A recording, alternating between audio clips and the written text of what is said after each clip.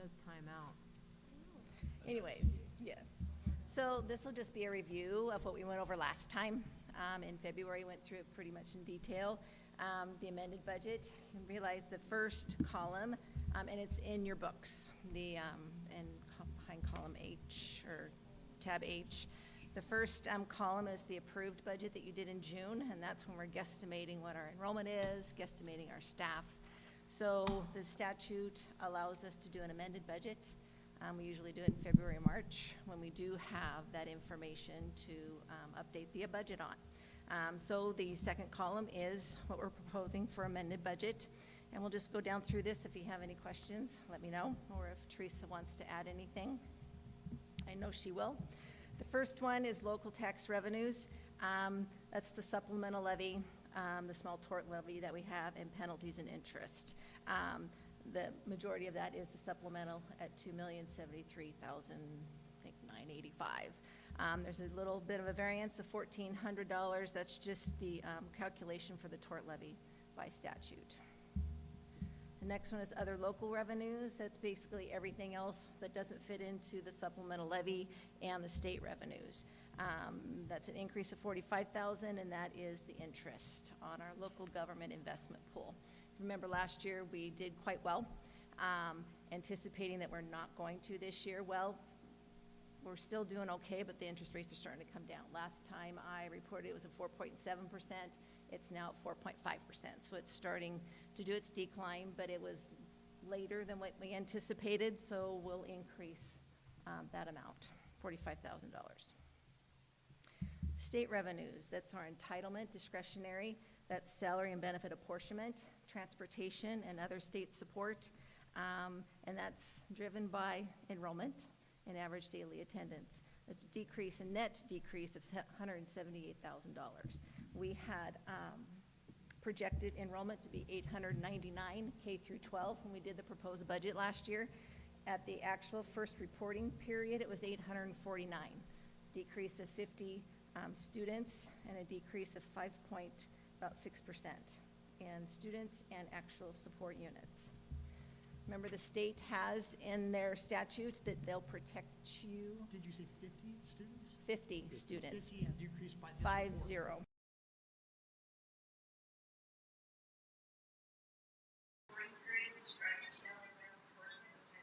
All this information on is the first Friday in November. So it's just looking at that portion. So we have projected the midterm support unit to be 50.45.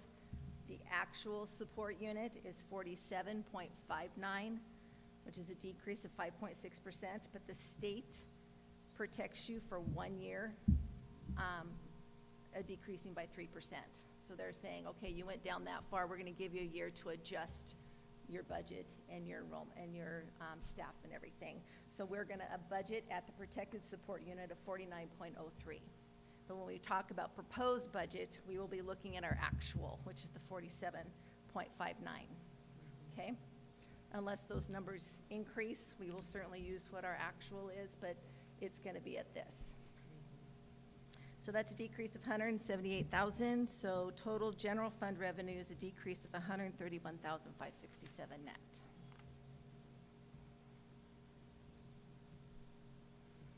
Any questions on that? So I just want to, because I'm hearing so much. So you're saying they're going to carry us for another year as they do? This year. This year, they're going to carry us through this year to readmit our budget. So we won't lose what we already have contracted between now and then. Mm-hmm. Okay. So looking at our expenditures.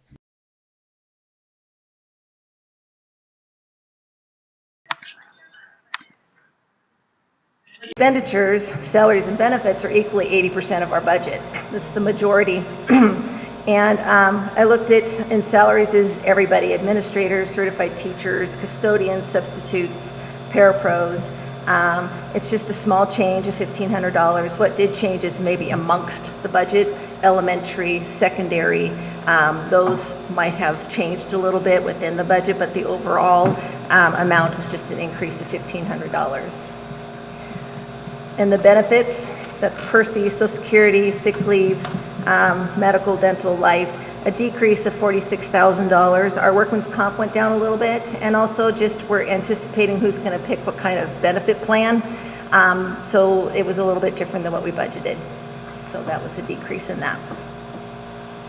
No change to purchase services overall, supplies and materials, capital outlay, property and liability insurance. That's with Morton and Company. That was a small increase of almost $1,100. So our total expenditures, a decrease of $43,000. One thing I do want to point out here is you want to try to keep your general fund revenue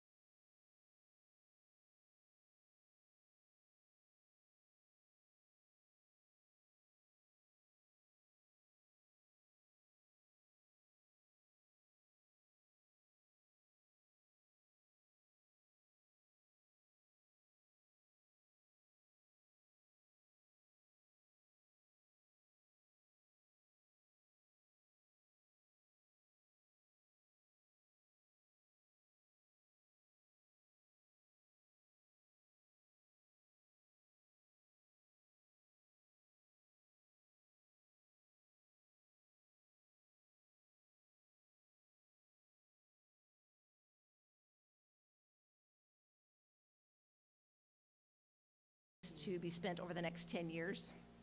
That's $3.5 million, and we have received those monies, and they're in our investment pool right now, earning interest. And then the other one I wanted to point out is the plant facility lottery.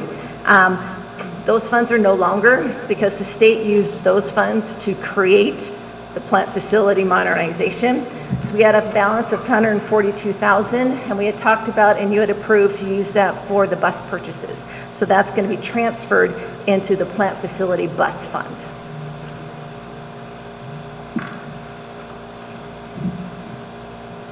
Okay, unless you have any questions, that's all I have.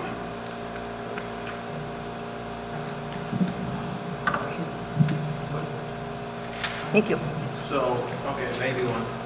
Sure. So there at the bottom it says that we were just off by 52,000. Is that how I'm reading that right? Talking about which page? Yes. So the difference, she's talking about the very bottom on your in-fund balance. The ending fund balance with the changes in revenues and expenditures, it was an increase of $52,000 to the ending fund balance, correct?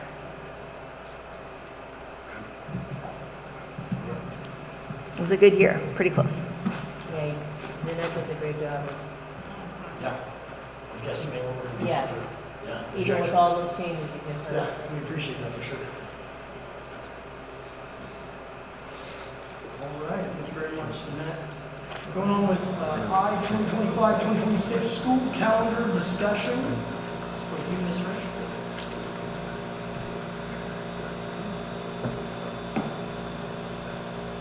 That's right. I'm sorry. Where we at? You got something? I just want to make sure we're talking. I'm thinking out loud. Okay. Oh, we're on the We're calendar. on the school calendar. Sorry. Perfect. Oh, Did you want Perfect. to share your thoughts? Yeah. yeah, I'll share my thoughts. So just thinking about that and how attendance affects revenue, right? I was listening but totally scrolled at the same time. Sorry. That's how my brain works, especially on budget stuff. I was asking for some clarification, but like, even with excused absences for medical, dental, vision, you know, there's a number of folks, not everybody, but there's a number of folks that take their kids to Coeur d'Alene to go see physicians, right? Doctor stuff. Emergency is one thing. But I know just kind of noting this year while we traveled for wrestling, there was a number of schools that we went to and I believe Kellogg being our closest neighbor, they're a 4-day school week. And I'm wondering if we had some sort of conversation about a 4-day school week, but also encouraging, if you have known things coming in, orthodontist, you know well in advance, you know, vision appointments, you don't get in the same day, dental type things, whatever. If we were to encourage people, like, you only are in school 4 days a week, Friday's a day off, go do that stuff on a Friday. If, I know it wouldn't be substantial, but there might be some cost benefit to that, or some savings in just that You're looking at the excuse that. financial aspect of what it might benefit us for having a Yeah. 4-day school week is what you're saying in your thoughts? Yeah, and I know we haven't done, you know, any sort of discussion with Mr. Gilmore, like, what would the cost savings be from a facility standpoint of being able to, maybe not, what about transportation? So with the other school You know, districts, I don't yeah, no, it's good thinking, and certainly continuing to pursue it. The cost savings become minimal for school districts that are 4 days. Because you end up, for a place like the St. Mary's, you end up offering different programs for kids on a Friday. So, for example, like school buses would end up running, like bringing kids in either for sports, enrichment, intervention, which means for our particular community, probably, so then you got all this on. But again, that's a minimal savings. That's if we choose, obviously, to run the school buses. Right. Yeah, you're right. You would put that on the parents if we Well, don't have it in school. That would be a year-long discussion to talk to the parents and community, and what are you gonna do on a Friday and whatnot. But, despite all that, I could take all that out and just say, when you look at the 4-day schools, they have a very minimal cost savings. But I think Running they do buses, have, not running buses. they do have increased morale for people not taking days off because they have a 3-day weekend. Yeah. Because Kellogg was saying that they have teachers taking less days off, they have students taking Yeah, less the- days the- off because the they do have attendance that got 5th better. day. So, weekend. I'd like to, And I'd like to that actually kinda- do this, because I actually want to, this would be good for us to bring up here. The attendance The got board better. request for admin to discuss this, just because it'd be something that we might want to bring up in the next subject.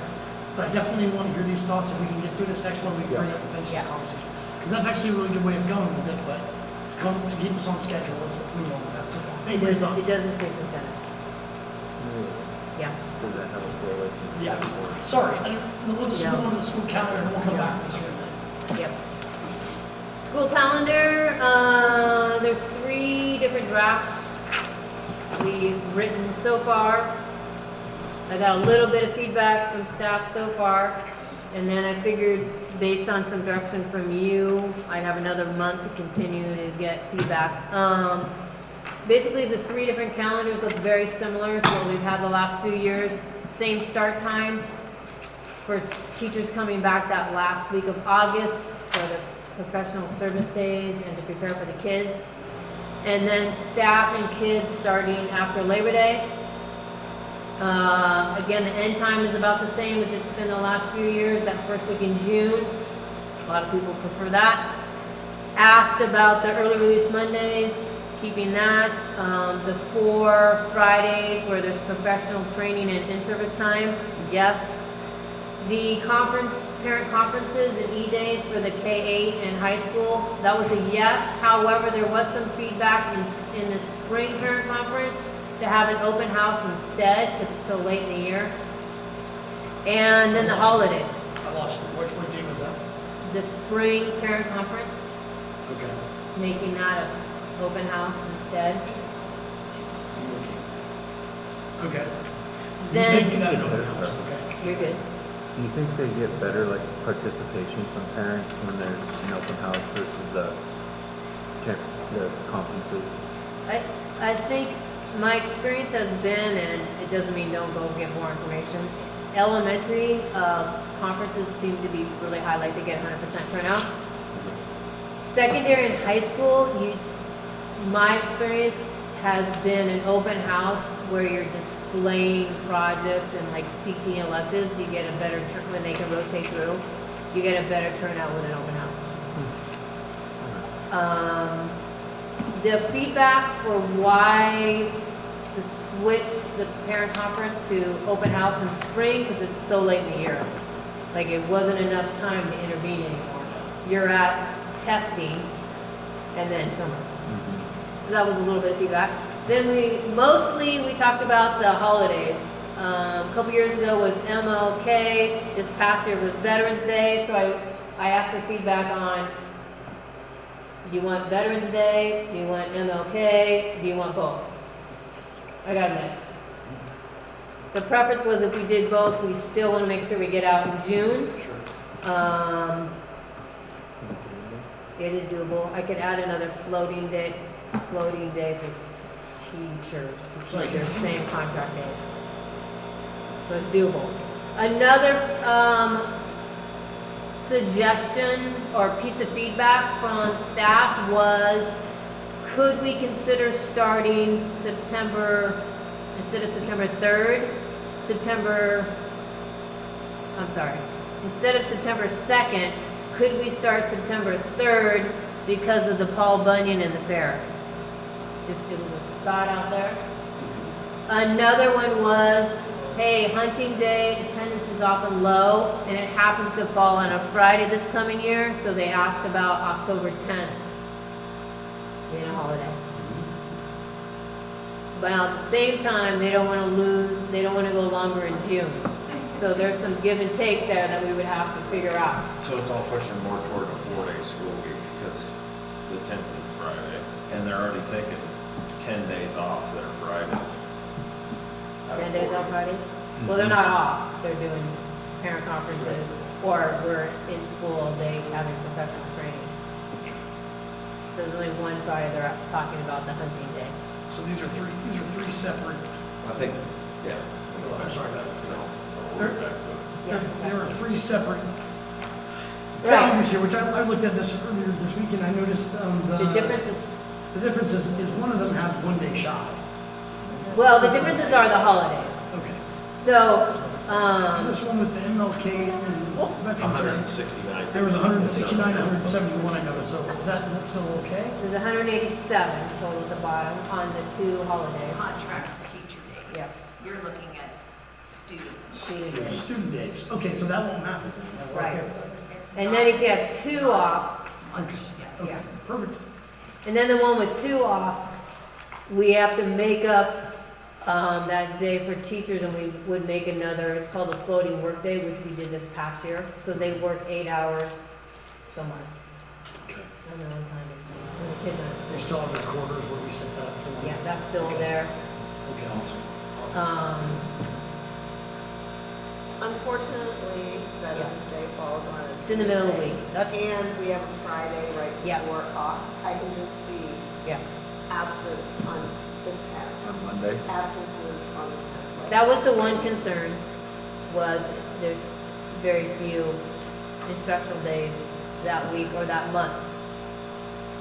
Sounds like a lot of critters are gonna die that weekend. Yeah. What's that on? That's also, by the way, that's also the Marine Corps birthday right before that, so we want to put that in perspective for how many Marines we have in our community. That whole week, we should be able to take off then. Yeah, trade that for Thanksgiving. Yeah. Should that be Thanksgiving? I know, the Marine Corps birthday day before Veterans Put that Day. up there. How many parents go, well, It's hunting on season. the 7th, and they're going to be on the 10th, 11th. yeah, Do you, of October. of October, talking about November 10th, 11th. do you have a recommendation? Deborah, I don't think I have a recommendation yet. I wanted a little bit of, if we want to pursue a 4-day work week, we would need the year to talk with the community. I mean, there's a lot of planning and there's a lot of different moving parts. You got That's not on this certificating. calendar right now. Right. That's, and I think we should discuss that for sure, but for this calendar specifically. For this calendar, I do like the idea of going back September 3rd. I do like that idea. We'd have to find that somewhere. I do like the idea of entertaining, not every year, but the idea of October 10th, hunting day, because it is a Friday. Attendance is low for kids and staff. Is that elk rifle? Is that opening day for elk rifle? So, most of the time. Okay. It's not every year it changes. The deer season opens No, November it's 10th. October 10th. It's Past just not 3 always a years, Friday. It is October 10th. October 10th. It's just not always a Friday. This year's a Friday. This upcoming year's a Friday. Do I know the importance of Veterans Day? Yes. Hey, Pete, don't shake your head. I know over in Tico, the start of school revolves around harvest. Yeah, exactly. So would I see why it would revolve around hunting season? Yeah. I don't have a recommendation yet. I want a little bit of direction from you, and then I did want to go back and get some more feedback from the principals and the staff. I'm open to entertaining the 3rd in September. I'm open to entertaining the 10th. I believe in Veterans Day and Martin Luther King. And then knowing teachers want to get out that first week in June, have a conversation, where's our give? What was that statistic that Hank gave us of how many veterans reside in this county? It's a really big number, Yeah. 4,500. Okay. Out of 9,500 people? I know it's a big one. Yeah, I get That's it. it. I get I've gotten a it. lot But of if we're feedback from concerned that. about- Yeah, that's why if we're I concerned say about both. attendance, Right, We're gonna right. be One losing second. attention. I Yeah, just wanted to speak in that favor of hearing such good feedback when we did that.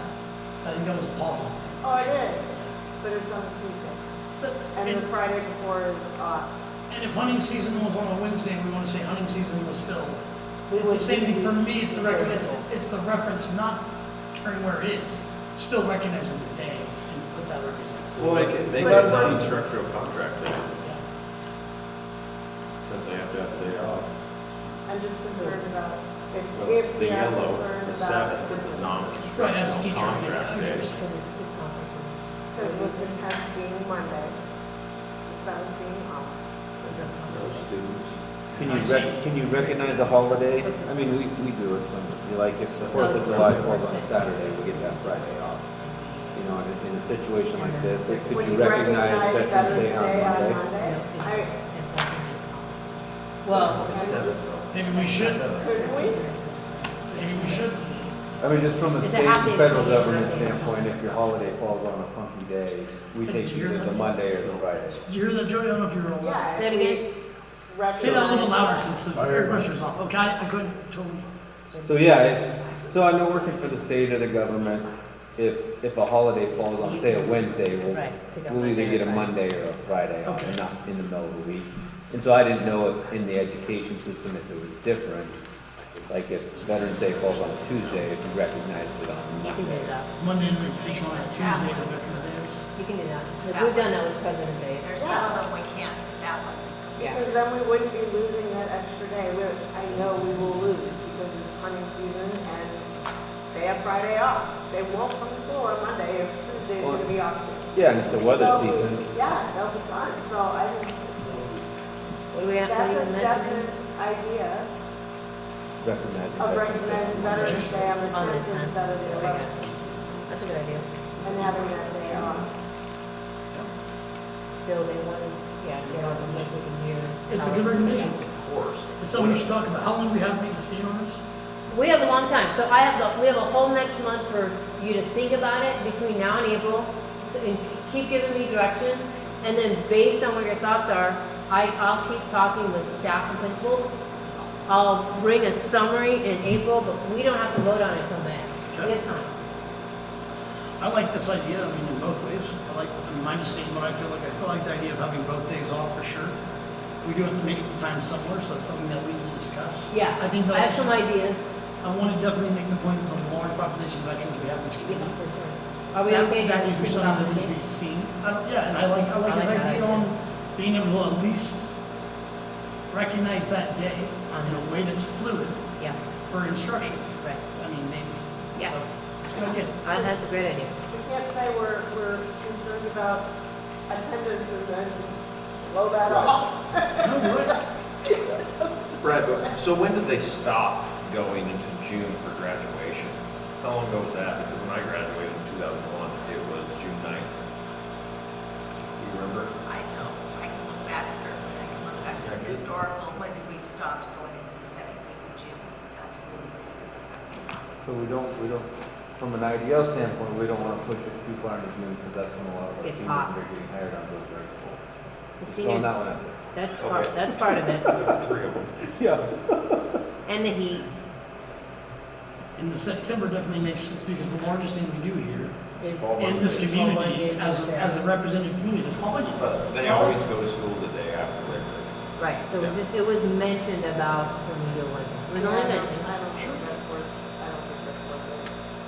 Really allowing that. Not September third. Yeah, I don't we've think. been doing it so long. Yeah. Labor Day is a Monday though, isn't it? Always. Well, she's talking about starting on the 3rd anyways, Which would be Wednesday. which would be Wednesday. There's no point, I don't No, see it the would be Which would be game. Tuesday. Wednesday. No, I know This is a the big game. 2nd would be the day we would start. That's when we That's when normally.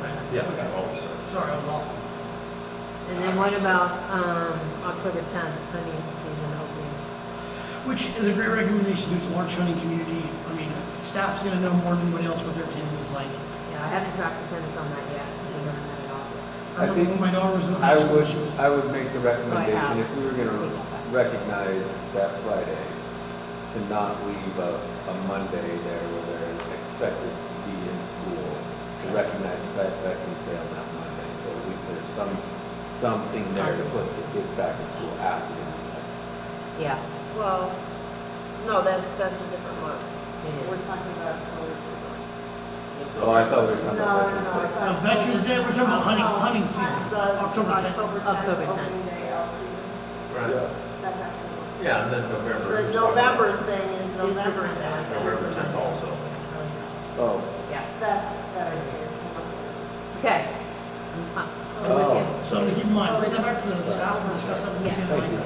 The schools are back in school. Especially doing that Monday, so it's still recognized Yeah, for I that. love, And then allowing, yeah, that, we would start on that Tuesday. entertainment, though. yeah. We're losing days, so I definitely like the idea of starting on the day after Labor Day, like we discussed. That's what it All right, any more questions, concerns, comments?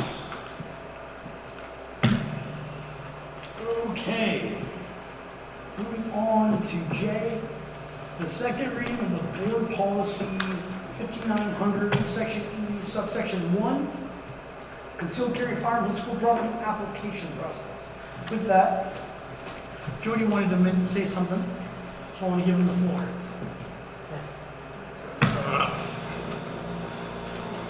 Well, I guess everybody knows how I kind of feel about that concealed carry. But I think we need to be looking at it pretty closely. You know, we've had staff input, we've had staff email us, we've had staff probably one-on-one with people. I would think that you would want to listen to your people on the front lines. You know, they're the ones that are going to be around it. They're the ones going to be doing it. See, the public survey, I feel that that was a bogus number. 131-ish replies that were back, 80% of that. We've got 3,850 registered voters in our district. So I personally, I don't hold a lot of water on that myself. We've got, I feel we got quite a bit of positive feedback, excuse me, with the upriver presentation on our students, on how they feel safe at school. And then our parent survey. The parent survey, I feel is a little skewed because we got in 23, 24, we had 13 people. In 24, 25, we only had 6. That's why you see a lot of 100% there. But still, I think I feel with the things that we have in place and will continue to have in place, so Panacea, workshop, our zero threat, those sort of things. Like I said, I'm not totally opposed to it. I just would like to see, let's, maybe table it for a year, 2 years, 3 years to see how things go, how our SRO situation works. I guess I'm just kind of in the corner of the staffs. I've had a lot of conversation with the staff myself. They're not real comfortable with it. And they're the people that are going to be there dealing with it. So, whether it's good or bad. just my thoughts. I just kind of feel that, I bring a few of those things to the attention. We did have a lot of feedback, especially with our senior middle schools. We did. One thing we do want to recognize, though, is the I don't know if I'm gonna be able to say this, is the position of our SRO right now, which is temporarily on She'll hold. be starting next fall. Okay, Not on hold. okay. Starting next fall. She's just on medical leave now. Well, two things, leave and the amount of training, so to be ready to start next fall. Okay. Yeah. So there's a process of that, right? Second thing I want to bring up is, and I appreciate what you're saying, Upriver specifically though, had the majority of their staff in favor. Here in Upriver. That was 6 out of 7 that took that survey. Yeah, no, and I'm not, I'm just trying to. putting that out there. I'm just saying, looking at the information that we got from the principal on how the students feel, how the parents feel, from last year to this year. I think it's all on a positive note. Maybe it's because we're working on this policy also. Could be. We don't know. I do have to say, I do appreciate the factor of the communication we had with the staff that day. That was really big, right? I've gotten further communication back, and it's not a positive one, it's a negative one, But that's okay, because it gives us positive feedback, right? On us being attentive to them, right? And I've got my own arguments and quarrels with it, right? But, staff needed to feel that we heard them, right? And I will tell you that I was in that meeting, I heard every one of them. I felt like I conversed back with hopefully what they could hear from me and what I heard from them, because they are validated. They are important. They are a voice, and we need to hear them, right? And so, bouncing back and forth with our ideas, obviously we all came to the point of understanding that not all of us agree on the same manner of ways of protecting. And, but taking what they had to say, I did want to bring this up for discussion. And Teresa wants to bring up something so that we can at least validate what they brought to us and create an argument on both sides to how we feel. We have already implemented the policy. We've already voted on the policy. We know it's a work in progress. We've said that, right? And that needs to be brought back to the table. So, as this discussion is on the application process, I think that we do need to take the time to validate that conversation. Is that fair for all of you guys? I think that we can, right?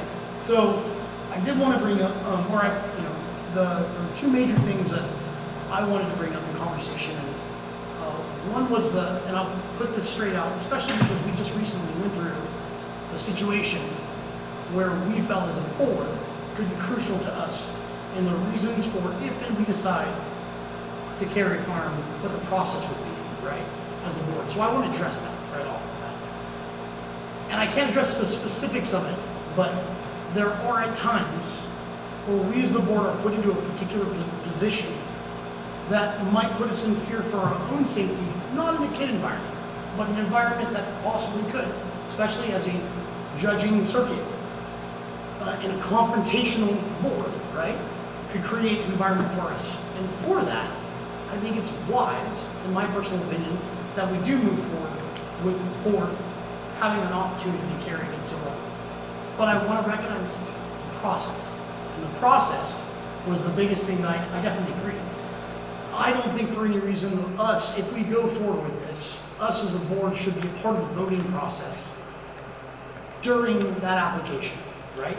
So that was what was brought up. I think it was Nikki Huddleston brought up the factor of like, hey, it's kind of a contradictory terms if you're part of your own voting process if you apply to carry a concealed weapon. I'd like to be able to bring that up for discussion. Like, I don't think that we should be. I think that if let's say I was the applicant and I put an application, I need to recuse myself away from that vote. But still go through the same application process. Still the vetting, still conversations, the whole 9 yards. I do want to address that because I think that's important.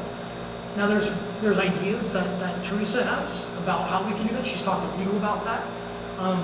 I'm just simple because I'm trying to be a simple guy to be like, just in the actual voting process, that member just needs to recuse and not be part of it. And if it's hung, then Teresa could be a voting member in that manner. I think that would be okay. Would that be legal?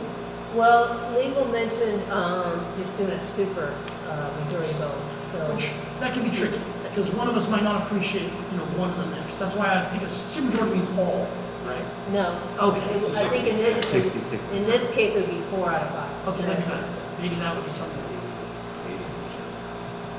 And also in the interview process, when it came to the board, it would be mandatory, it would have to be mandatory for the sheriff to have to be there. Well, It says may the with reason the I other put- ones, But I think with Correct. board members, I think that would have to be mandatory. So the reason I left it May was in case, and you guys can tell me to change it, but it, was if there was a legal emergency that pulled them away and they couldn't be there for the interview. You know what, we'd have to have a meeting, I would like to see Yeah. the sheriff. Okay, so that, we can do that, and that just means all the interview process and all the people that we brought forward, we're canceling and asking them to be. I couldn't hear you. What But did the you say? sheriff is already processed of the I know, but it's concealed not, carry yeah, and we just just the standard personally concealed carry. interviewed. I'm on board with that as long as that doesn't stop the process. Oh, there's not a sheriff available right now. I'm totally on board with the fact of having Like, a representative of the sheriff's department. I think that. Absolutely. Yeah. but, we can do that. Especially with Yeah. that, because of that different circumstance, Mhm, I think that there should be that added layer, mhm. along with, I mean, there I have been did other put that. aspects of the whole policy that have been influenced by the input that we've received from staff and from the community. I mean, I know I've sat and read every single comment that was written. Right. And I know the policy's been influenced by those specifically. One of the things that I've heard many times is years of service, or like, who is it, the psychological evaluation of somebody. I don't think that it's practical to have some psychological evaluation over each person. That's incredibly expensive, incredibly timely, and very difficult to find those services where we live. However, getting to know somebody and having them in your work world, I think is a really important component. And I would like to see that in our application process, that one of the criteria be that they be a full-time employee of the district for at least 2 years before they're allowed to. I wrote that in there for now, the Yeah, I process, saw that as to consider. So- I put it in red, And but trustees, I didn't know how long. So would that, and I'm just gonna argue this, so I understand this, would that be conflicting against how many people might even care? Or the factor of whether or not we have this many full-time employees for that long, that would even be willing to take this process up? In other words, how damaging is this gonna be with the amount of people we know or don't know are going to? so I think the people that will want to, that will be interested in doing that, they're looking at things for a long term. Sure. But I know one of the, you can look at this so many different ways. So one of the concerns that was brought up was, somebody, now we have this policy, so somebody wants to come here specifically because they want to work here because of that. Right. What's I wrong think with that's a that? good thing. Yeah, I think that's great. But If we they don't- feel like they but can we protect- don't know We don't think they're that. gonna come here to shoot a kid. But- I don't think that's a, But that's we don't concern. know them. And Do you know all the cops that show up We here to be can't cops? assume that no, everyone's gonna be responsible. but this is a living room environment for our staff.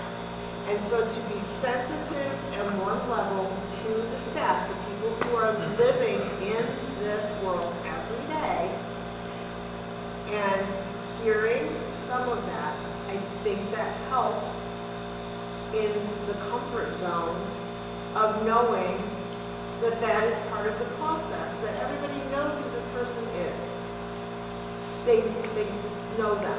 I mean, you can't, I told Teresa, I said, one of the things we always said to our kids growing up was, we'll never approve of you marrying somebody you don't know for at least 2 years. You're committing on to a lifetime agreement for that. You can't even begin to get to know somebody in less than 3 months. And a year more than that, and 2 years. Yes, are there exceptions to the rule? Yes, there's exceptions to that rule.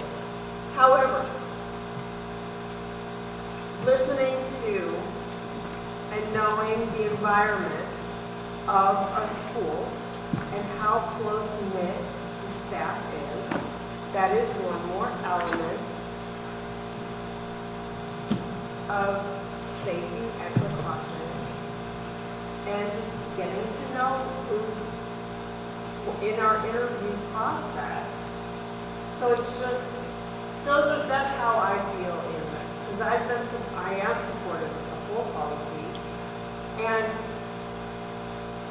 I mean, if you're just gonna look at it from a two-way perspective, we already have blown that, that would, Second Amendment doesn't really apply to our policy very much. We've already finished our last I track. think that was another subject I wanted to bring up that was actually argued, but Josh actually wants But to. according to So our I think- state statute, that gives us permission to be able to decide who can and who cannot. It gives the district. Create policy. To create policy. This is just one element that I think is an important one to the application process. I think there might be some level of compromise possible here with I think the language being proposed. If it's an experienced teacher coming from another school that could potentially provide like a recommendation or something to offset, some of that. I know it doesn't assuage the concern of a new person, right? But at the same time, they're accredited, they've got a good history with where they were previously at. So I've got something to maybe add, and maybe helps with all this, because Teresa was gonna make a recommendation that I've been processing a lot, and that's, the one thing that keeps coming back is more training, more training, more training, more training. And to which, to give validation to what you're saying, 100%, of how do you know if someone's, I don't think that anybody's ever gonna know someone's mental intent when they break, ever. And you can never expect it from whoever it is. I think that what you can do is find a track record of someone in their life, whether they break the law consistently, whether they're doing irresponsible things that's being found by, reviews, or which is what you're coming from, like, hey, well, we would like to be. I'm not even saying that the person that we're doing this because I think that person would be very. No, sure, but- because we've already discussed that one. What's stopping anybody from bringing a gun at any point in time Right. and doing something completely alien? So I think, Nothing. are you coming from the standpoint of recognizing the teachers being more comfortable with, that there's an established personal history with, That's, once again, the teachers are not to know who's caring This is and a, that's, at all. you that's kind of know, where I they was. won't know, but knowing that that's part of the application process, it's a comfort.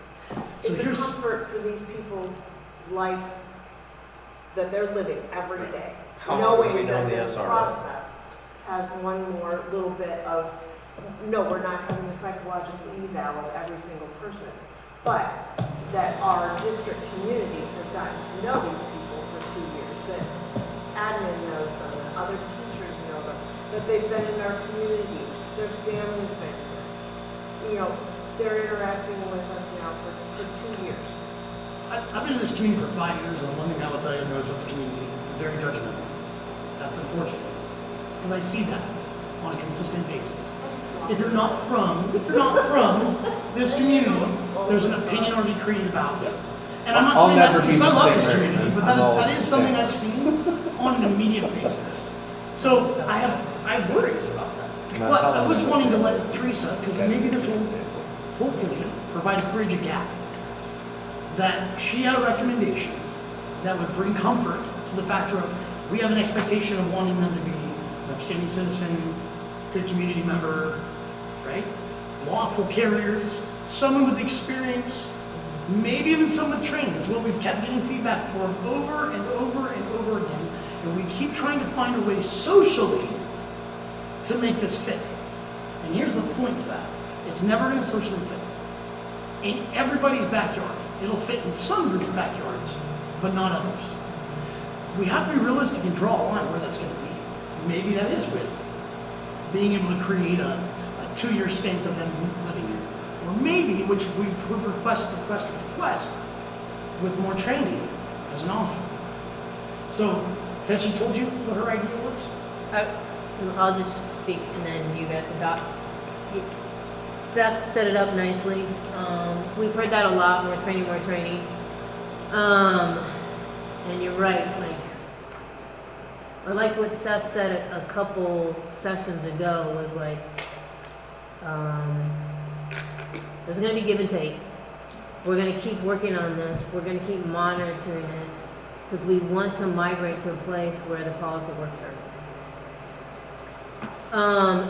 Training, we've heard a lot. So when we looked at the policies that we modeled, Mountain View and Bruno Grandview, they have additional training. When we talk to staff, they're asking for more training. Patrons who want us to have the policy, we'll still have the policy. And it seems like they might be okay that the people that are gonna protect their kids are gonna have additional training. When you talk to the people on the Panacea Safety Coalition, their recommendation for us was add more training. When we talked to Mark Feddersen from the state security guy, his recommendation, if we're gonna have a policy, was have more training. So that part's been pretty consistent. So then I started thinking about it. Is this a way to migrate and make this policy more palatable, but we still have it in play?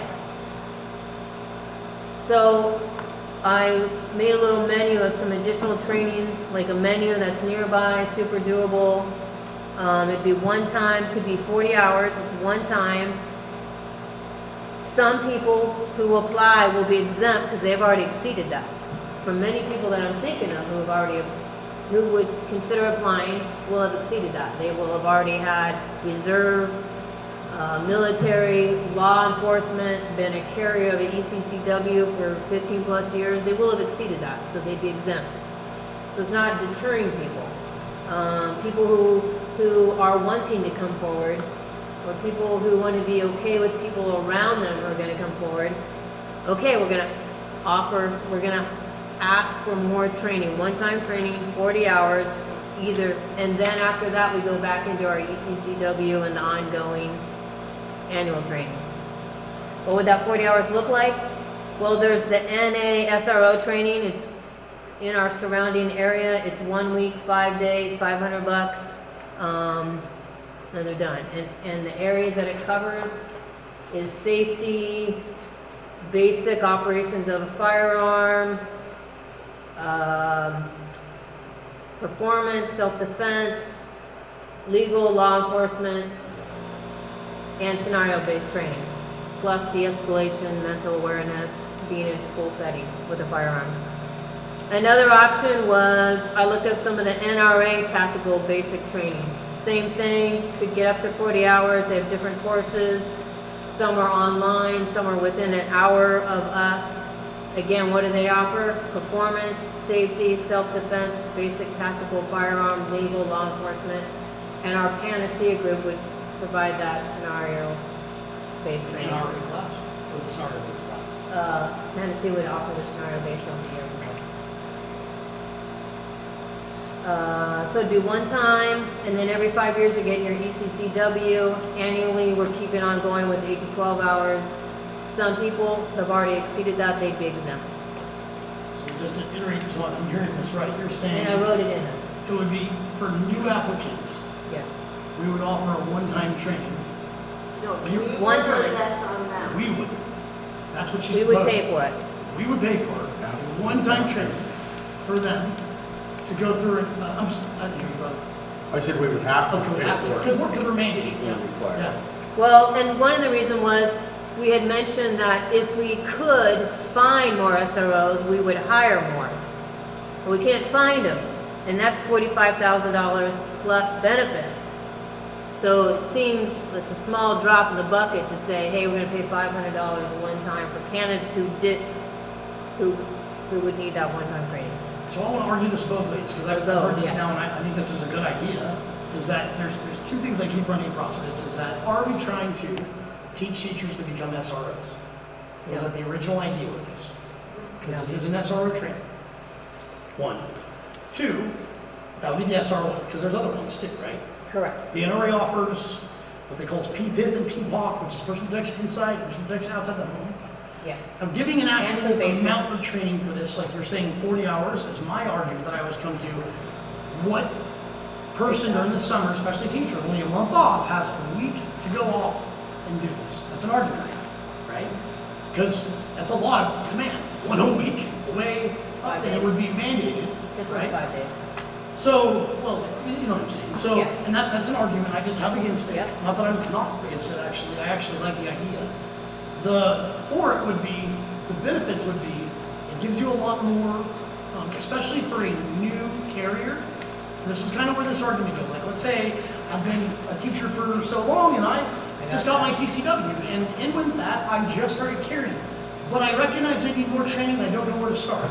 We're offering, hey, because you're a new carrier, we go off and, we'll offer this to you, you have to take the time. It's your summer, it's important to you enough that you want to protect these students in this manner, that you want to take that step up, fine. So one-time offer that, you will be required to go through in that manner, and then you'll have your yearly renewals. It kind of bridges a gap, is what I'm trying to say, and I see that as a benefit. I do like the idea, and this is where I also come from, is what about the people that have been carrying for 10 years? Right. That have developed the defensive mindset by carrying, Right. because as a carrier, I know what it's like to carry daily, and I know what that requires when you take it seriously enough to take the first step and say, I'm going to do this, and then start to process, how can I do this in a lawful manner, and then I start training my brain to create critical incident scenarios on a constant basis to identify imminent dangers, not so that I know how to interact with them, but how to deduce them, step away from them, and avoid them in the first place, right? Prevention. You did. So a good example for this would be like the SRO training. It is a good start for a new carrier.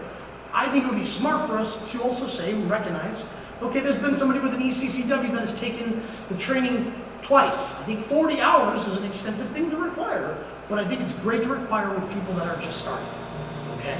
That I would like to see, like, hey, you've been carrying long enough. Yeah. Awesome. Very good. So we need to make an exemption. Someone that served in the military. That's enough. Maybe someone that served in the military, not just in the military, but one in the combat arms that has handled guns. Because there's 355 jobs in the military, guys. And they only handle firearms, sometimes only basic training for a week. Only 7 in the Army, or 8 in the Army, are combat arms where you handle a firearm every day. So recognizing that, okay, this is what I did in the military, or we just need to say, hey, we do recognize that because they're around weapons all the time, or they've been in theater, they have developed a defensive mindset. That's good enough for us. I like that idea. And then the same thing goes, okay, if you've already been certified at one point, you've already been an officer for so long, we need to recognize those things and say, okay, maybe we don't want to pay that extra expense for someone that's already done this for so long. I see this as a gap bridger. And so that's why I was like, let's bring it up, let's talk about it. This is not a bad idea. I mean, it is a one-time expense, it is a mandate that we pay. We're not demanding that they're becoming SROs, but we are training their brain to heighten their sense of awareness, learning to develop a defensive mindset, and being put into scenario-based training, which is an addition. It's been requested over and over and over. So question, so when you do go through that training, Yeah, 40 hours, yeah. is there any follow-up training to kind Well- of help keep you, I Yeah. guess, on your game, so to speak? So I think part of that can be the fact that we're asking candidates to continue with that 8 to 12 hours so they Every can year. stay every year. And with Panacea, they talked about, because it is a perishable skill, I said, can you, in addition to all the prevention training you're going to provide school-wide, could you take our group that's going to be carrying and do some ongoing scenario-based awareness training? He said, yeah, no problem. So, and this is So, something that yes. I And that would be part of that 8 to 12. Well, and this is also something that can be recognized, and this is something that I'm working with law enforcement. You only get so much time in post training, and then so many years go by before you get retrained. And so your time in service, your time doing your job, is training. And we need to recognize someone carrying a firearm daily, as an already mental change, they've taken that choice. They are already living in a what they call a hypervigilant state, which I know it's hard to recognize for people that don't do this every day. But people that do this every day, your brain is always clear. If you've been carrying long enough and you've never been arrested for having your firearm in an unexposed and illegal areas, right? Or you've had negligent discharges or all the things that someone that's been carrying long enough might have if they're irresponsible that everyone's worried about, then we can recognize that is training in itself. You know, It is. I think that's something that, you know, be cognizant about. It's just like, you two, you know, how much training have you been through when you guys were in the military? You know, but it's still ingrained enough, you've done it enough, it's like second nature. And so now, you know, We were both in a combat arms, so that And was a the- constant thing for yeah, us. yeah, and so, you know, my concern is kind of with staff there is, yeah, you go through your 8 to 10 hours of training, you go through your 40 hours of training, and then you get in the classroom, you know, and, you know, your mind's probably going where it shouldn't be going. You know, even though you're carrying a firearm, you know, something goes awry, and, you know, that's not gonna be a second instinct or an instinct of, I guess that's where I don't know if there's enough training. And totally that's where I'm understand. kind of going. And that's where it's hard to explain that to someone that doesn't care every day, right? Someone that hasn't been in that position. That's why I was like, I'm happy to take us all to one to explain what that's like, because just the immediate knowledge is like, whoa, this is a heavy responsibility. And then people that go to classes don't always just carry.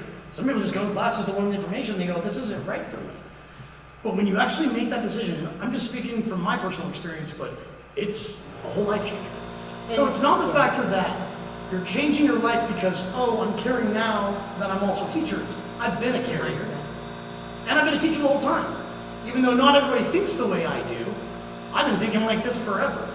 I'm always looking for, obviously, protection of my students, but I do it in such a natural way. I'm hyper vigilant about it all the time. And that's hard to see. I know it is. And that's the, I think that's You the know, biggest that's- level of communication going Yeah, I on. That- understand that completely, because, I mean, what teachers aren't just teachers, they have lots of different interests, lots of different areas that are, their brains are thinking differently. And having, you know, I don't personally carry, but I understand that I've been around enough people that do, that I understand that. And I And- agree with that. yeah, It and does, it's just become second nature to you. And It's a it doesn't mindset. impede, it doesn't, you can't just be a teacher and somebody who's carrying, it's not like they're mutually exclusive. They do work They go together. together. Yeah, I know, go they do. together. But that's hard to understand when you've never done it before and been a teacher. That's what we're afraid of, is these new teachers that might be carrying in a new way, which is why I was saying it might bridge the gap by allowing a better training. Requirement mandated that we would pay for that. To say we want to hear those faculty members and we want to bridge that gap to them. We want to allow them to feel comfortable. We also want to apply and allow them training for those that haven't been carriers for that long or haven't taken that step but want to. Awesome. But I do at the same time want to recognize those that have and how much training they might have already had is a clause. If that's something we said, that's my I put proposal. that clause in there. Okay. Yeah. And it's just a proposal, guys, but I mean, I'm hearing what you're You saying. put that clause I'm in there. hearing what you're saying. I absolutely understand, and I'm just saying my own personal opinion is, I hear what the staff said, and so when she brought this up, I was like, you know, at first I'm like, how are we gonna pay for all that? And then when we really break it down, we look at the factors of how many people are we actually gonna pay for that does this? And really, those that take it seriously enough, they're gonna take the time out in their summer and do it. And then, Josh, you wanna add something? I was, Well, I don't want to necessarily put you on the spot, I don't want to put you on the spot. As, I'm not going to say you represent all of the teachers, but you've had a lot of conversations with the teachers. What do you think about these, what's being Steps. proposed? And do you think that that's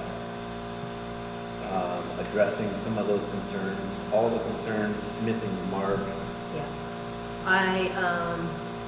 yeah, no, I was ready for that question. So I feel like adding this training is hitting the mark.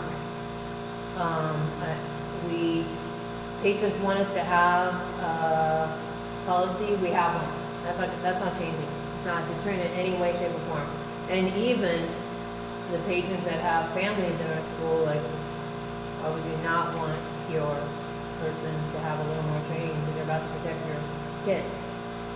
That's why I went with that. And that's, with staff, to what Seba said, and I mean, you know, I just think about this and think about this and think about this, and how do we migrate in a place that will work for everybody? knowing there's gonna be give and take. There is. I mean, it's just a tough, high-stakes policy, and we don't have everybody on board, so it's gonna be a give and take.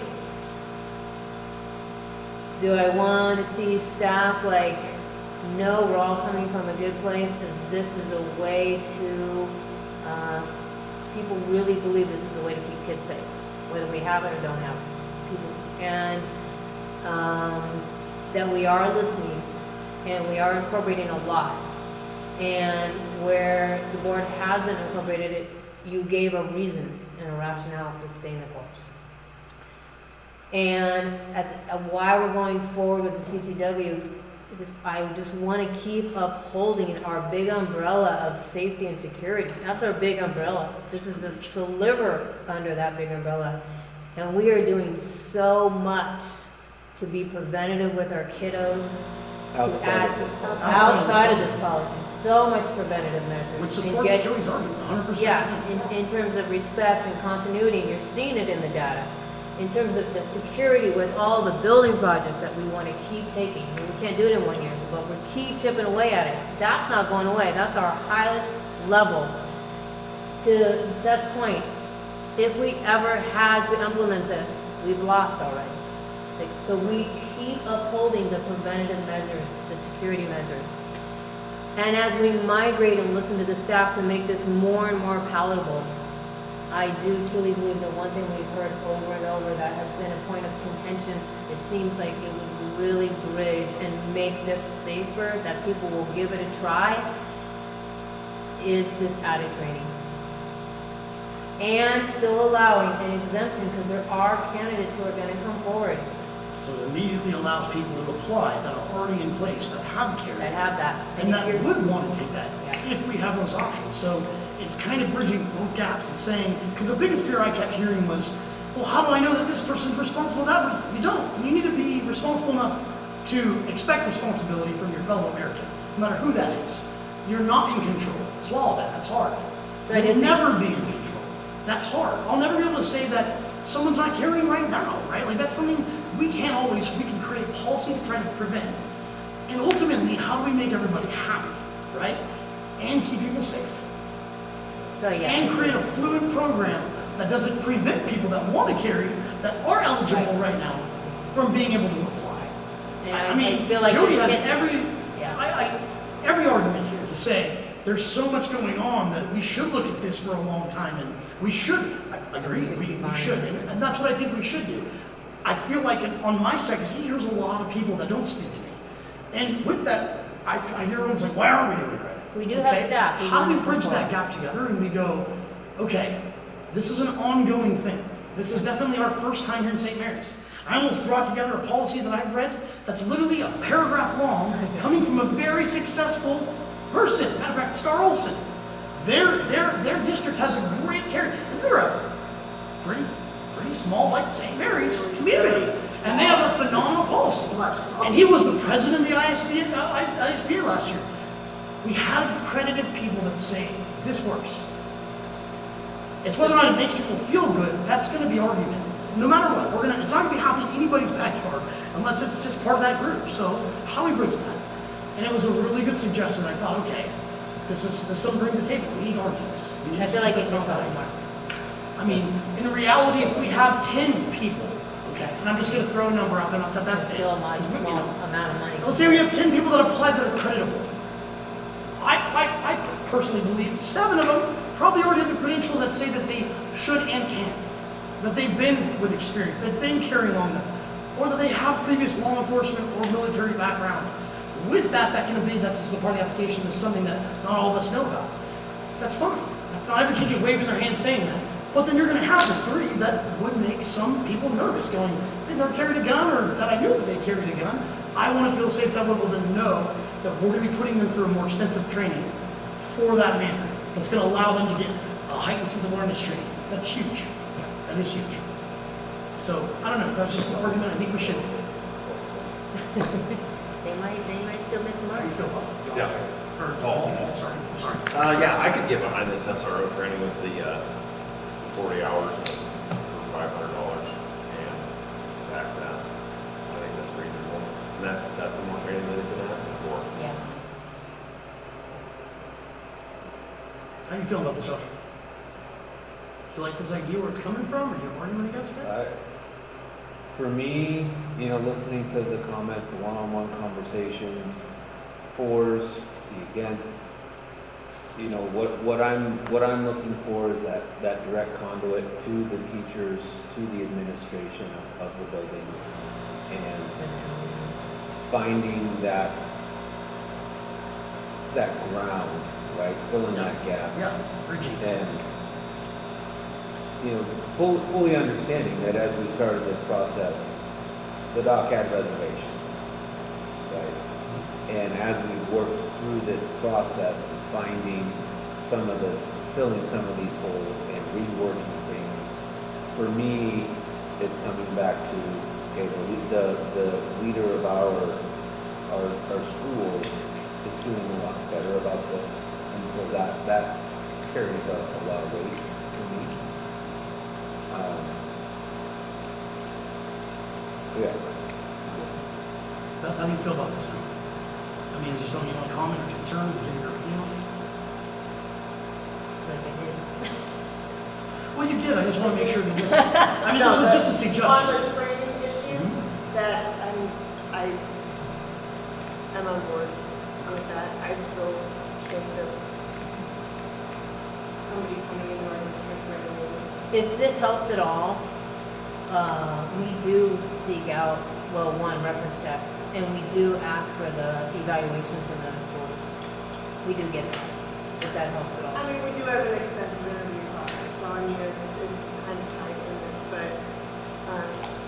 in it, but again, you know, I mean, this is a huge policy that gains so much of the spotlight on it just because of this topic. Sure.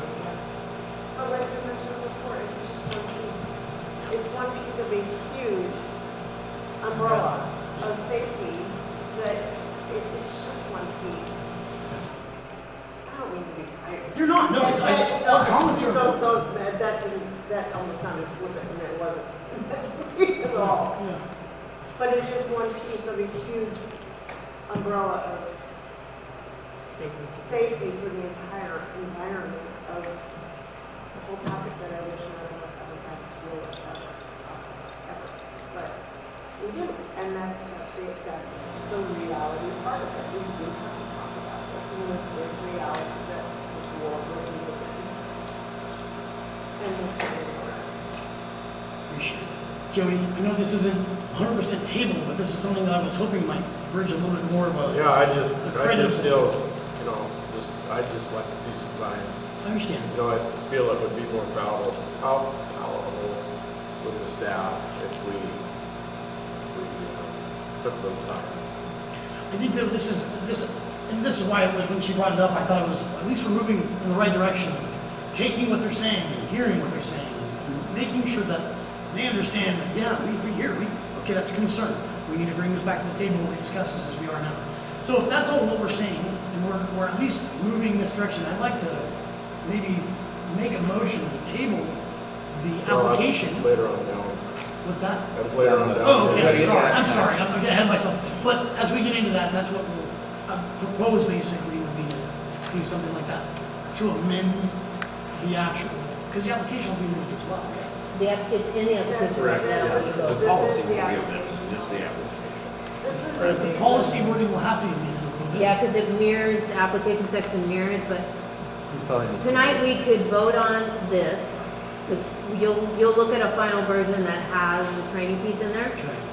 Then there's a section of current policy that mirrors the application piece, so I would just amend that to match Are we and saying bring it we're back to gonna- April. Are we saying we're gonna amend, we're gonna vote on the application process? Tonight you could, Shouldn't the application say, and I don't know if it does specifically, but it does. that you have military or law enforcement training in It accordance says there'll with- be exemptions, but I can add that in there if you prefer. That would be, well, then we can make a vote on it with those amendments, correct? Okay, perfect.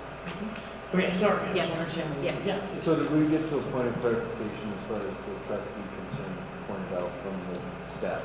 I added a few, yeah, good point. I added a few things into the application to help. But I think one was, discipline records, past performance, But then in terms of recusing, in terms of the vote, Okay, so that was just making clear as far as, Yeah, but and I would also like to have yeah, I added that. I made a will. okay. A law enforcement official. With will instead of may. And then the only other piece was, And they're agreed to that with the sheriff department. yeah, the only other piece was me, you're my boss, and me revoking one of you. But what the lawyers mentioned was you could have an outside party. That, I don't know. I like the idea of having. But no, but it was like, Board of the in government. terms of Sure. conflict of interest, yeah. No, that's right. Wouldn't the sheriff Because when himself, we were that's in also, Kansas, you're my boss. well, as long as he's not in on the process. So the way I could see that happen, I mean, yes, you may do something that would violate like our policy Yeah. and revoke it at the district, you know, that level of privilege, but not necessarily have your license revoked until the sheriff got it. What if it becomes a point where we have a sheriff that doesn't like this policy? correct. And then they're not a part, they're not in agreement with something that's not their governance. Then we change the policy and do that same. I wonder if we should even Or just find a have them be different the super party. majority for Or that. yeah, we can have a lawsuit. Super majority means that if you four vote, 3 of you has to be in favor of it for somebody to, so that's gonna be no different than if it was 5 and 3 of us went, right? It'll be no different to me. So, Yeah. I mean, I don't know. It's just proposals, arguments, please, on that? On the Joey? supermajority idea. Arguments on it? So that would, supermajority would have to be 4. 3 out of 3 out of 4. Well, you would recuse yourself, then you'd have 4 3 out of voting, 4. with 1 vote So no. 3 out of 4. Oh, 3 out of the. It'd have to be 3 out of the 4 that would have to vote Supermajority yes. out of. So if 3 would say yes and 1 said no, then it would still pass. You'd have to. It would have to be a supermajority. Yeah, Well, yeah, because you couldn't have a fight. because you couldn't have a tiebreaker, Well, right? you said you could bring in a third party. Well, that would be the sheriff, that was my argument, was what if the sheriff is not, that would be a bad, I like No, keeping it with a I don't supermajority. think I'm voting in. I like the idea of whether you have to agree. Because that would put the superintendent in a horrible Yeah. position. Yeah, that's smart. I mean, That'd be awful. It would be. Or you get one, just get a vote for yourself. Yeah, I know. I get you. So what are we saying? We're gonna admit it to what? Yeah, what's the final? A supermajority? Is that what we're saying? I think you I have think to. there's 2 Okay. parts. Then we're gonna say there'd be a supermajority, that'd be 3 out of 4 would have to agree. And then a third party is the sheriff's department. To be present, not to vote. No, to revoke, if there was a revoke. To revoke. Okay, yeah. But the sheriff would have to be part of the interview. Interview. Yeah. Okay. Awesome. Okay, any further questions on this? All right. Okay, sorry. Moving fast. Okay. Are we getting rid of the C, the staff, or employee, must be 2 years, okay, get rid of that. Yeah. Okay.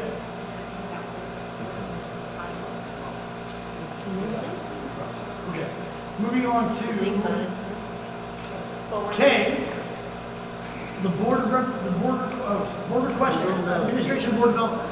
This is, Y'all just, I'm sorry, they still discussing up? Yeah. I can't hear you're them. squirreling around. You guys still talking about it? I'm thinking out loud.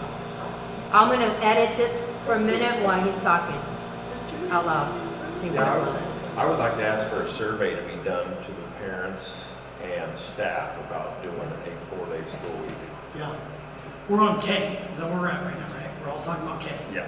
K Yeah, board is request. the board request to admin board development for the board of trustees, so that we, what do we want to work on? Josh, you brought up the discussion of a 4-day work week, which I wanted to bring back to the table, which I want to give you that right to talk about. You were saying your brain went there, and it was something Paul had brought up earlier today, so please, it's your take. Yeah, as Danette was doing the budget presentation, just some questions came to mind. If there was cost saving, if there was any cost savings that could be associated with it, if there was, any sort of correlation between students being in school, especially the athletes that tend to travel a lot on Fridays, the attendance having a positive effect on testing, attendance. I said some other really smart things. totally creating right now, too. But just some of those questions of, would the pros to, are there significant pros to that would weigh into moving that forward? So, I just don't know. I do know that there are a number of districts around, I think Post Falls, Kellogg, Clearwater Valley, I don't know what school district. Bonners Ferry. Bonners. Yeah. There's a lot of schools that we compete against on Fridays and Saturdays. It doesn't take their kids out of school. And, you know, I don't know how much like basketball has 2-day games or anything like that, but when you talk about like Rangeville coming up to play football, or we're going down there to play football, they're leaving at 11, noon. They miss half the day at school, right? And so if that wasn't interrupting their attendance, there's some pieces to that make sense. And again, you know, from a cost saving standpoint, I don't know how much it costs every day for our buses to run the routes, but if you were to save that gas money one day. well, just for me, I mean, like, and I know there's so much more But I think complexity there's a to it. mileage impact, Right. that would be a negative, potentially. If you have 5 days where But your people are all buses are working, and you gonna take last one day away, it would that much mathematically longer. just seem to be an argument for that, Yeah. so. Something I think you need to be cognizant about that is the students that need to be at school for Oh, the 5 same place, days, yeah. the food, Yeah. you know, yeah, Yeah. social, social That's a whatever. big, that's So important. what would they do on a Friday when they But, don't? you know, and I'm not trying to take away, I'm Yeah. just Thoughts? trying to think of, you know, the poor little guys or even high school kids Oh, yeah. that need that stability. Bonner Ferry, I was talking to one of their trustees about it, and they said that they open the school on Fridays, so Yeah. kids could come in and the parents would have to pay like $15 For your kids to eat food, or? for your kid to come in, and they could work on the schoolwork, there'll be a couple of staff in there, and I think that $15 is paid for the staff.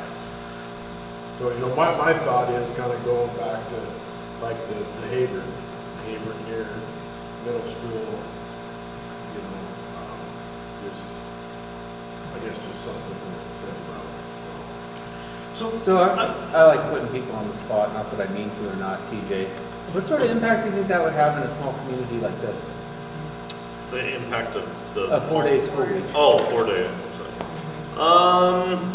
So that's interesting that you asked me, because as four-day school weeks started developing, I kind of started doing some unofficial research, and I was always asking the communities and seeing what their thoughts were on it. Overall, what people felt was, you know, like Orfino, I remember some staff members telling me this, and I think Cul-de-sac too, that initially they were opposed to it and didn't feel like it would work and it was really different, but then they learned to like it. I know talking to other educators and other people as far as the pros and cons, there was a couple concerns that always came up. Like number one is, can we do as adequate of a job educating the kids? Because really you're removing them from the school environment one day, so potentially maybe that's one less day they're reading. I have met with one principal who said, oh, our scores are above state averages and we're a 4-day school week. But I haven't done enough checking to find out if there's many principals that can say that. Another concern was feeding the kids, because when they're at school 5 days a week, we're giving them, you know, breakfast and a lunch. Other schools have provided, like, kind of like during the pandemic, sending like a backpack of food home on the Thursday, or done meal delivery. So as far as our community goes, to get back to your original question,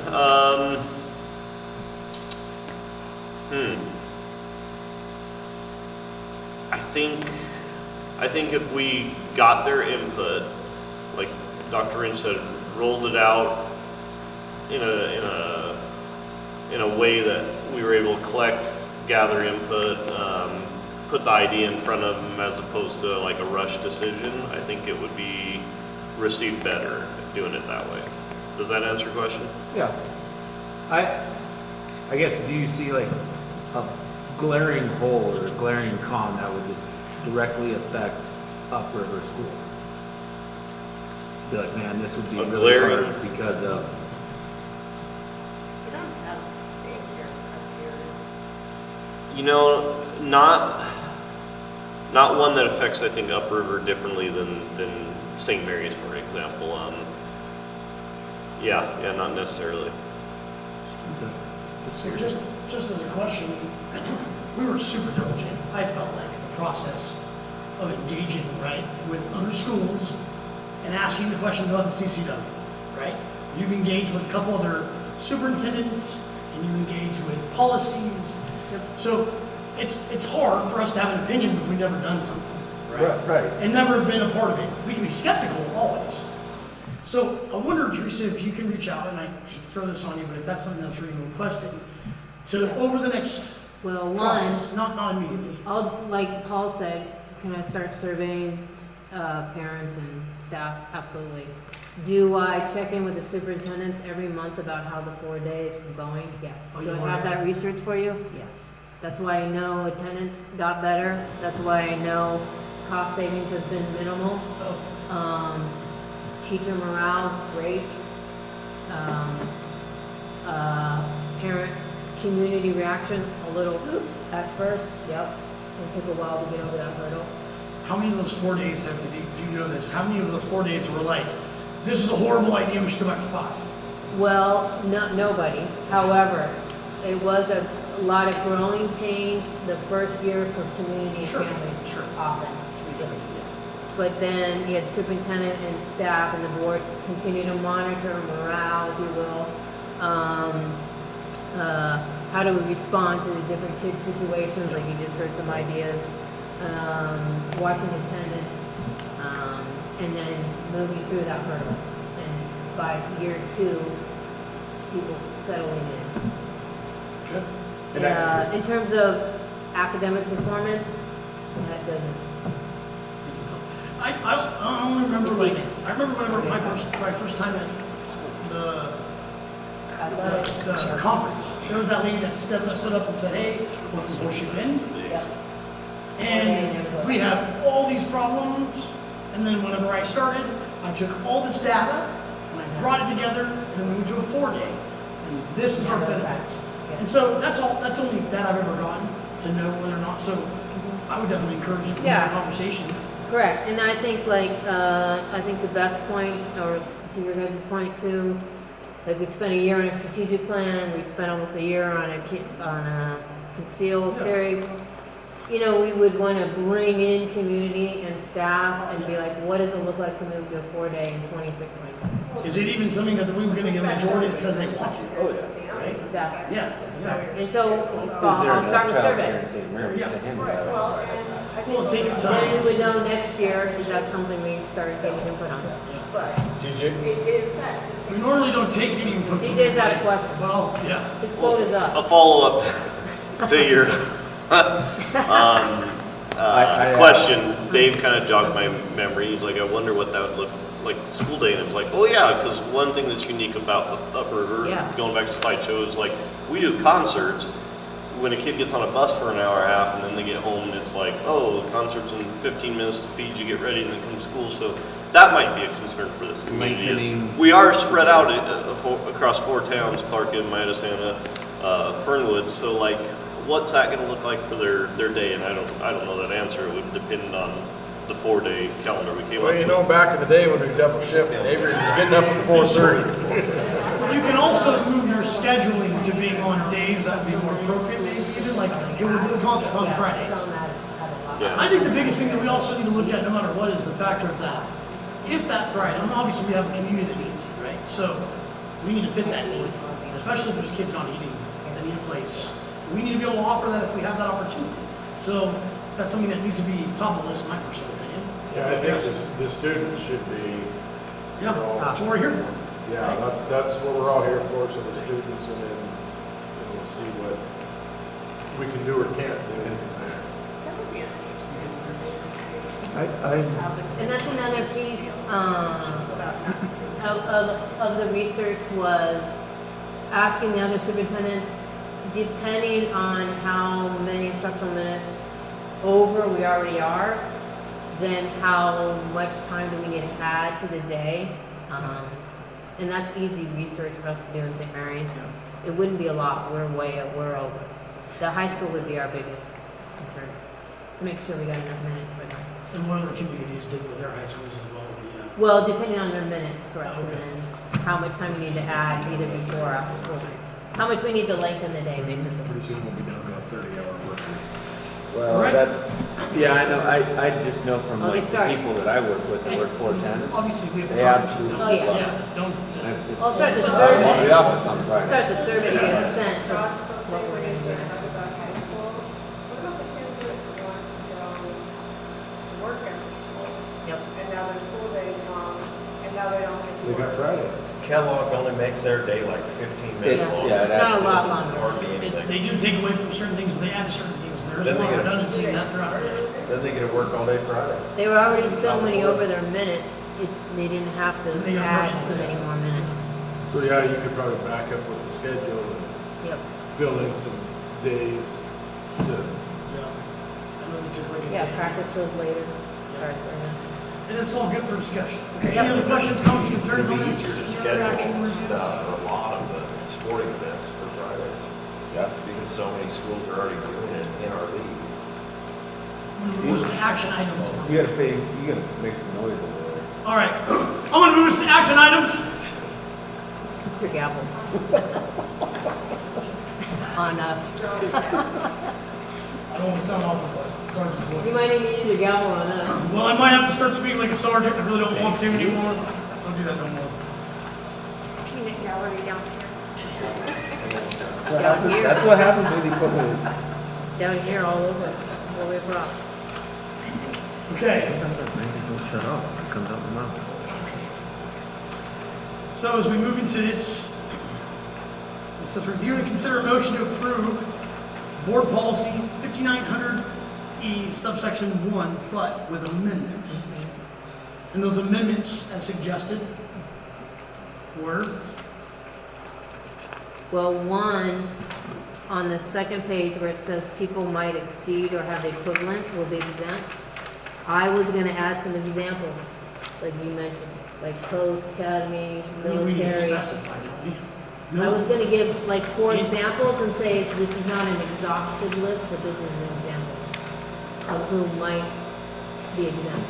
Okay. Like you've been in the military, Military service, any veteran, yeah, or are we doing? No, you even made it specifically clear, Seth, that just because you're a veteran doesn't mean Correct. that you have gun experience. law enforcement, retired. Every veteran gets guns experience, it's just how long do No, they get but an experience? The way you were That's right. talking about it, That's as right. experience.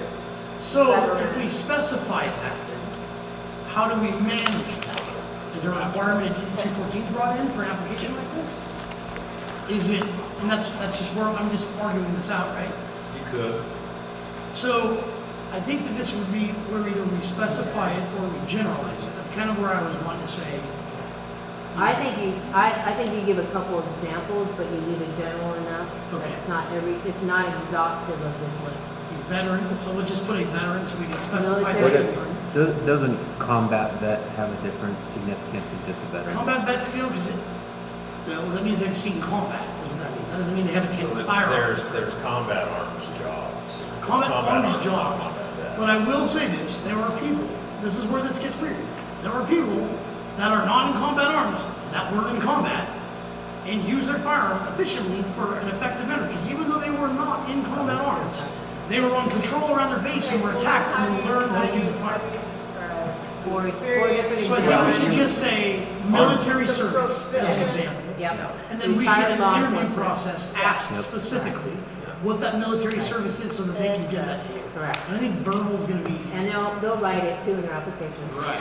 And then retired law enforcement, in the reserve. Post-training, you don't have to be in law enforcement, post-training, required. Well, does it have to be post or can you be a reserve? Yeah, I know. You went through post as a reserve, didn't you? No. I got my reserve and I didn't go to post. Yeah, so I'm I don't listing think you both. should. How about There law we go. enforcement? How about law enforcement employment? Yeah, Yeah. they're just regular Correct. food. Yep. Post training. Or yeah. post-training as well, because you can do one and not the other, and you can do one without the other. Right. So those are some examples, but it's not an exhaustive Okay. list. I'd like to specify, I'd like this to be discussed. Any ECCW carrier that has been carrying longer than, I see as 2, How about being certified to certification, or how 10 would years you plus, yeah, that'd be 10 years plus. I was gonna say anybody carrying longer than 5 years, because it requires them to be trained twice through that in the 5 years of carrier, and the amount of mental training that's required. You like 5 years? I like, You like 5 years? I'm good with 5 years. I like it more. It's gonna be 16 hours of training Maybe mandated to 40 start and with. 5. It's gonna be 16 hours of training that they will have gone through in 5 years. That's one full renewal and 5 years of carrying a firearm. So. if we- 16 to 40. Well, I think 40 was too much in my personal opinion. Okay, I'm with I you. thought that was good for a new carrier. Correct. But I don't think that's, I mean, for someone that's been carrying long enough, you can. They've been apply. practicing. If they've been doing it every single day, they've got 365 days times 5, with however many they've been carrying a firearm. Then we could ask that in That should be asked of you. The mental acuity that you go. That's what you're looking for, Yeah. developing an offensive mindset. Mental, exactly. Okay, so what are the. we putting? So 5 years two of carry out. with two. That would be 2, that's Two required. controls and, okay. Because you have to go through it twice in 5 years. You have to go to the start, you have to go through it again every week. So 5 years plus with 5 years plus. two, with a W ECW certification. renewal. Right? Fine, Mhm. that's fine. Yeah, because they would have to have, once 5 they reach years their plus 5 years, with, they have to. with at least one Renewal. ECW renewal. Okay. Any other additives? That's about this. I think this is a good bridging the gap between the two, because you're never gonna know who it is, that's my personal opinion. We can vote on that if you guys want to. It covers a lot of the concerns, but Josh, how do you feel? Well, I'm good with this. I like this. The thought that's churning right now is, as Beth mentioned, that 2 years of being in the district. I think Because you're gonna that's go taking back away from into- us going through somebody that's been a teacher for so long, previously, a responsible job, or someone that comes with recommendations, or the fact that you might have somebody that's been, in law enforcement previously, but they're gonna show up here as a teacher. We have one of those actually right now, and say, you can't be a part of that list. Because I don't know your character. So again, though, but if this is a new carrier, let's just say they're brand new to the district, they've never carried before, Then they they have to want go to through the 40-hour apply. training. What's that? Then they have to go through that 40-hour training to develop a defensive mindset. So now, okay, let's set that piece aside, right? So again, addressing the staff's concern about kind of that trust issue. Knowing who's in that classroom next door to them or on either side of them. I guess that's kind of where it's rolling around right now. Is that, what's that? that's their world, they're living it every day. I understand, but I still don't think you can argue, or you can ever control that. Like, I'll never be able to know who's carrying in the first place if I'm a staff member in the first place. How do I get to know that and make that decision?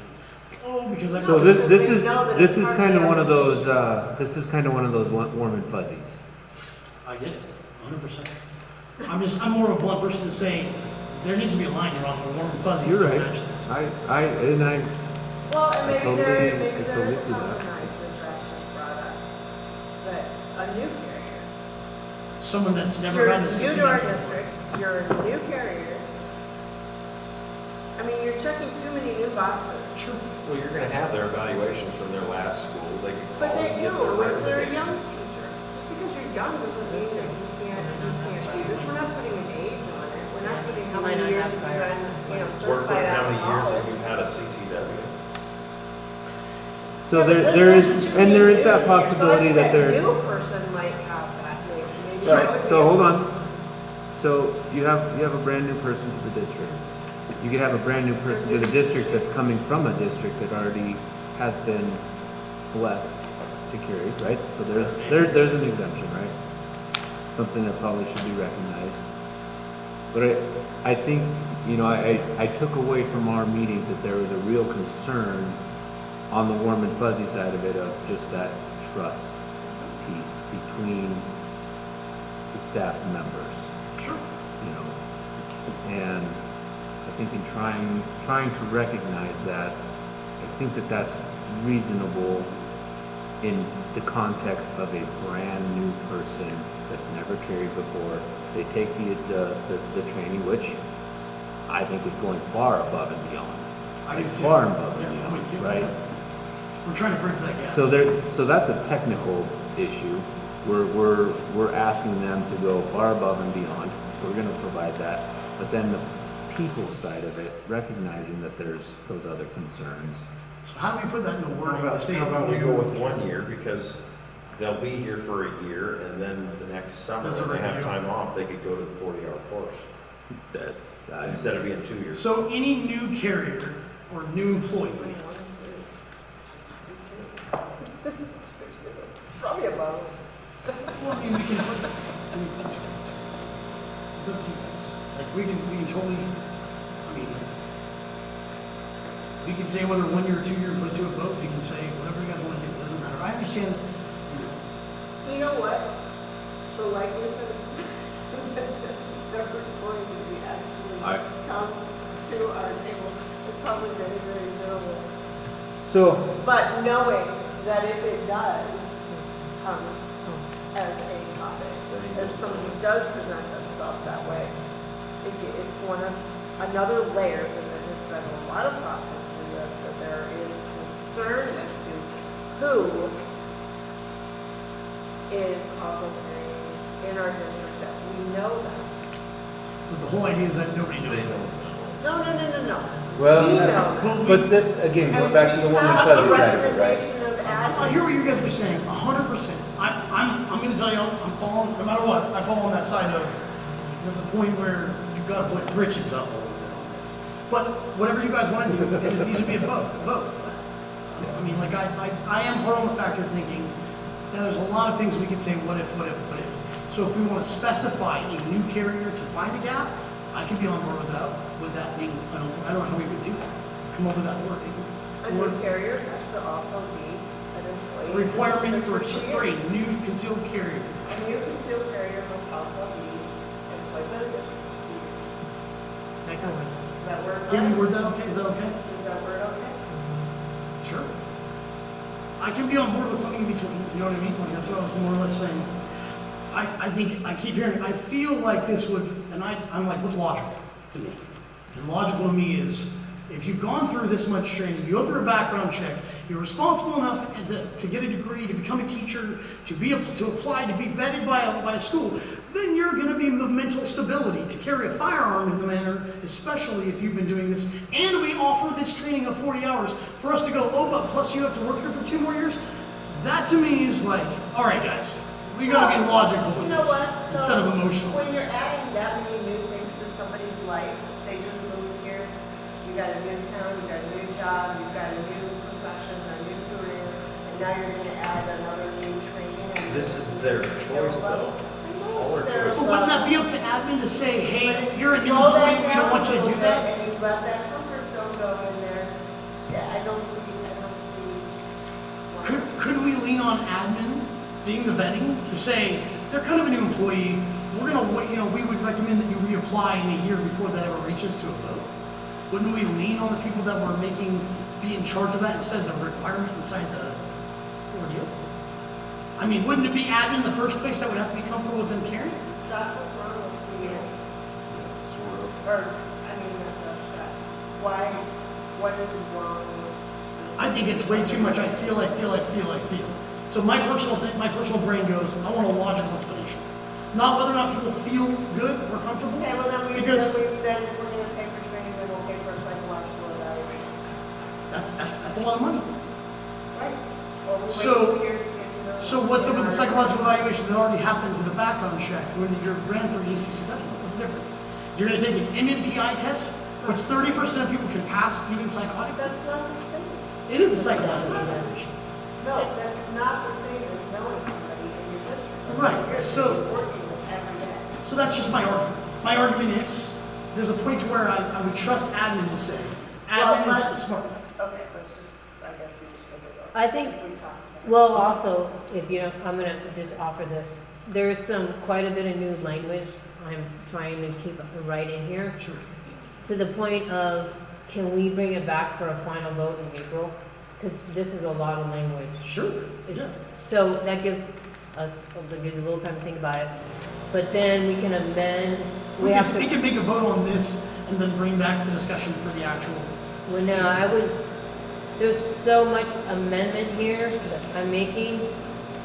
I would, Table. You're gonna have to table. I would have us, let me fix it up and we vote on it in April with the other ones side by side. That'll let us all think and process. In case That'd be a you- better idea. Okay. Are you okay with that, Beth? Because I got the training in here, that's getting a lot, the list of the training exemptions. Okay. Beth, are you okay with that? If we table this for a month, is that we can all And then, process? yeah, and I'll be Come able back to to, a discussion and be I'll able have just to it mostly specify finalized. that portion right now, because there's a lot of. Yeah, because there's too much going on. I'll have most of it finalized at that point, and then the policy that needed a little cleanup to mass application, I can bring that all back together. So I need a motion to table this until next month. Making that motion. Got a motion? Got one from the second group, Beth? All in favor saying aye? Aye. Aye. Motion carries. Aye.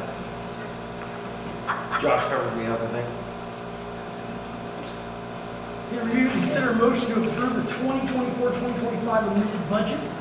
Make that motion. Motion from trustee Hendricks, another one from Josh, second one from Josh. All in favor saying aye? Aye. Aye, motion carries.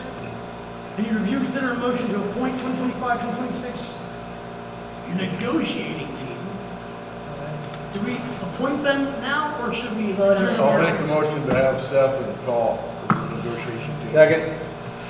I actually Aye. I actually gonna say I'm not going to do that position. I'm not going to accept that position. Oh, so you're not accepting it? No, last year I did this, and I think it would be really, in my personal opinion, I think it would be best if we definitely had a new person, which was always by the vice chairman originally, suggested by Beth, and then somebody with experience that's already done it before, Not it. Jody. that can help guide into the next step, especially because it's a big responsibility. All right, fine. So I make a motion for Paul and Jody. It's my motion. And a motion to the second? Second. A second one from Paul. All in favor saying aye? Any discussions first? Okay, you brought the motion, you seconded. Josh seconded. Josh second. Okay. No more discussions on this? Motion carries. Need to review and consider a motion to approve the amended Inspired by You LLC confidential agreement. This is, I'll just try to be really succinct. So you've already approved this once. I'm bringing it back one more time. Basically what happened was after we approved the contract, Medicare rate, our reimbursement rates went up. Well, at the same time, then Inspired by You increased the salary of their employees. Yep. So we as a district also got reimbursed at a higher rate. So if you look, there's a little chart that's with that increase and the increase in salary, it's still an incredible deal, what we're paying out. And it's all to start it in January or to go all the way back to September, it's almost the same amount. Now, what I will do, I did meet with Inspired by You, person in charge, and said, we have got to meet, and she agreed, face-to-face in the summer and work out the rates and lock into the contracts and then that's it. Well, we're in a contract locked in already. They just want to make changes to their contract. Correct. So, And we were nice because two things. One, it didn't impact us financially. It's still an incredible deal, and these people are great that work with their kids. so is it financially no change for us? It's almost the exact same because our reimbursement was also increased. And so if you look at the cost of what we're paying, I never. oh, sorry, at what we pay for an employee, $9, $5, $8, that's an incredible deal to what we typically not that we are paying What were we paying prior? that $3, $8, $9, $15, it's almost a lot. Per hour? Yeah. So And basically, we got an increase for their contract that they didn't get a kickback. So we're trying to say, Medicare increased their rate of pay, so they said, well, we want more money since they're getting more money. they're already in, so it's still, the cost did not go up for us, and it's still a great deal to what we typically pay for our professional. Now, we'll just work out the contract this summer and lock in. And so we're that, not gonna- so from going forward, if this is something we all agree to do, can we at least make it a standard to say, next time we lock in a contract? Yeah, we're locking in. We're not, no matter what the government does, we can't control it. Correct. Yeah. And Yeah, the because services, I'm sure if it went down, they would want us to renegotiate, and then they would want more money out of our pocket.